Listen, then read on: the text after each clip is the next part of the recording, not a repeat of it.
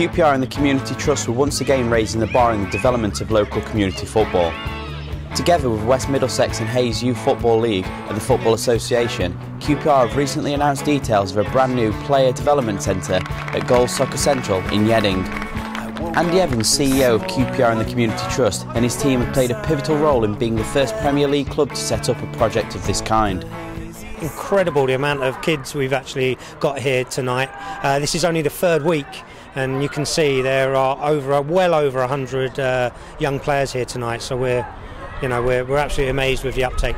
I think the reason it has proved popular is it's the partners we're working with.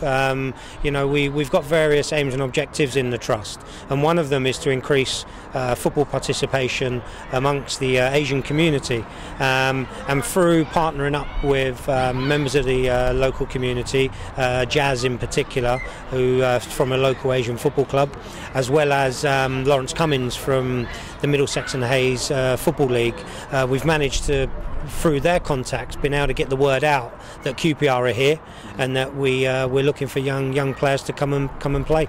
I run a grassroots football club called Conquer Rangers, and we had a partnership agreement with QPR to get an engagement going between us, where our kids could see what QPR are offering in terms of coaching, tournaments, and also the opportunity to attend match day and get the match day experience. And I looked at it and I thought this could be taken a step further, because some of our coaches, young coaches, wanted to learn, but we can only teach them so much. We needed the experience of QPR's professional coaches to help them, and at the same time, some of our players who are really good quality, talented, how do we get to know what QPR are looking for? So I took this a step further when I had a conversation with Lawrence here to come up with a project where we could get QPR's professional coaches to come down to grassroots and effectively teach the kids and teach our coaches to become better. We thought about this idea, and we're the very first youth league in the country to run with a project like this. And I always think football's in two different levels. You've got the kids that want to play football, and are they getting the right kind of service from their clubs? What tends to happen, they go along on a Saturday morning, they'll get coached by a parent or someone who means well, but hasn't got quite the right idea, especially with goalkeeping coaching, which is why we've got specialised goalkeeping coaching here now. Because goalkeeping coaching to most clubs is get in goal and we'll fire shots at you. The other thing as well is what happens when a kid comes to 16. They can't all become footballers. So what do we do with them? We want them to stay in the community, and we want them to carry on doing work for their club. So it's a case of, okay, well, what can we do? So we came up with the idea, well, hang on, let them be mentored by QPR coaches at the start, and basically, see what leads on from that. Ours Football Development Manager Dave Robinson was in full praise of the project, which provides the chance for local club coaches to gain valuable experience from qualified QPR coaches. It gives us a great opportunity to work with a number of kids in the area, a great pool of players to work with. It's purely just for that league itself. Obviously, just around the corner we've got quite a big Asian population as well, so we're also working closely with them, and hopefully we can get a few players coming through the system that in turn can go into our centre of excellence and hopefully first team football. Obviously the opportunity not just for the players to come through and come through our system, but also for their coaches to work alongside ours, pick some skills up, and hopefully in time they can be employed by ourselves and move up the ladder. Likewise with the Asian community as well, we've got some lads here taking part, they're apprentices at the moment, but hopefully they can become employed coaches with QPR and the Community Trust moving forward. With increased opportunities now available to both players and coaches, engaging with the Asian community will no doubt improve the standard of football within the area.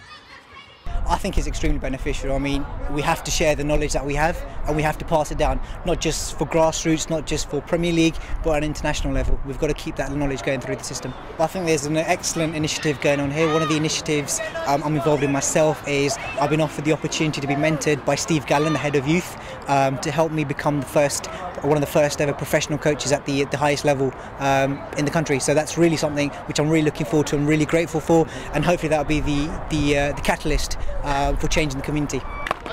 One person who can relate to the struggle of making it as a professional footballer is Rangers midfielder Sean Derry, who attended the event to offer some words of advice and admitted there may just be a star in the making that comes from this.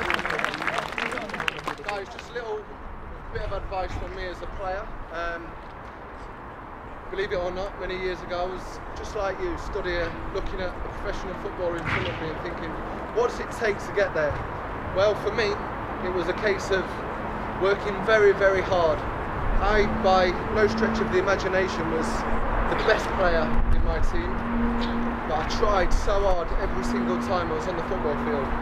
And I just think that's a word of advice from me to you, is to, every time you're on a field, is to give it your all.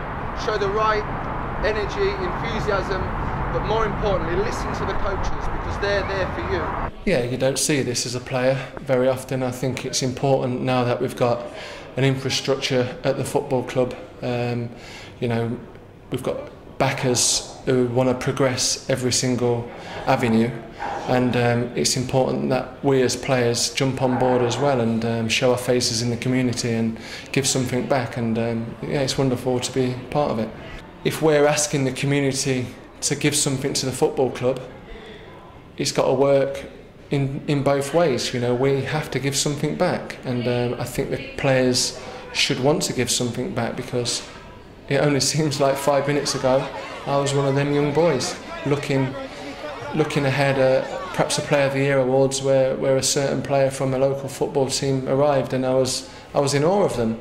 And you know, just to be out there then, and I mean, I'm just a normal guy, but they think you're absolute superstars, and it's great that the kids can have a image of a footballer right in front of them rather than seeing them on the television. It's fantastic for the kids to see a professional footballer come up to them and inspire them. It just motivates them to want to live their dream and become footballers. You know, it's great because we want to keep kids interested in football. We want them to carry on developing themselves and not sort of get into the wrong crowd. This is the ideal platform to carry on that development process. And it also, you know, in terms of a health conscious, right? This is giving them that opportunity to live a healthier lifestyle. So it's hitting all the right notes. So it's a fantastic. And you never know, in a few years' time, you know, you might find a little diamond out there who'll pull on the blue and white hoops, and it'll all be worth it. Although Derry admits that the simple method of coaching the coaches could have a major positive impact on the national game. And everyone looks and says, well, why is the national game in such disarray? It's for them reasons, because the coaches aren't being coached properly. How can you put over your opinions when who's to say your opinions are right? You know, we're trying to teach the kids the right way to play football, and to have that, you need a competitiveness, not just in the way that you approach the game as a footballer, but you need to look at the coaches and go, well, hang on a minute, I've got trust in that guy. And I think that's fantastic as well, that you're not just going, here's 120, 130 lads, we're going to give them a great facility, and the coaches aren't there for them. You need to have coaches there for the kids. The parents need to understand that it's not babysitting what they're bringing the kids for, it's to learn about the game of football, and it's a wonderful game to learn. With the foundations now in place, it isn't surprising who everyone wants to play for.